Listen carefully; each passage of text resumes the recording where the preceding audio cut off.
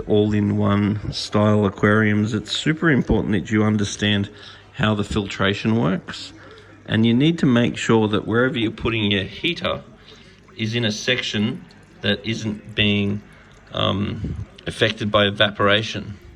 So what's happening with this one is the water's coming out, it's going down through there, which has got a whole lot of mechanical and biological filtration, then it's coming up through this section, then there's a divider right here where my finger is, then it goes over into this section. So you wouldn't want the heater in this section, because as the water evaporates, the water's going to evaporate out of this section. So you're not going to notice this water go down. You're going to notice that water go down. Then what will happen is you'll start hearing a sound that'll go. And what that sound is the air pump sucking in air because this water's too low.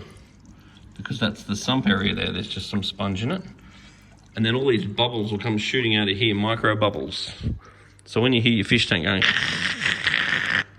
it says you've got to go chuck a bucket of water in the tank, and that'll shut that up. And then you just want to fill it up so the water is not above this line here. So the water goes down, under, up, and over, and then that will work perfectly. And just really watch where your heater is, because you don't want your heater being out when the water goes down, otherwise the heater will blow up, and that's never as much fun as you'd think. And then if you notice bubbles getting shot out of here, and you notice a super annoying sound, just chuck a bit of water in, and you'll be absolutely surprised how much water evaporates, to the point where you'll think the tank's leaking, and that's normal. So chucking some water in a couple of times a week is not unusual.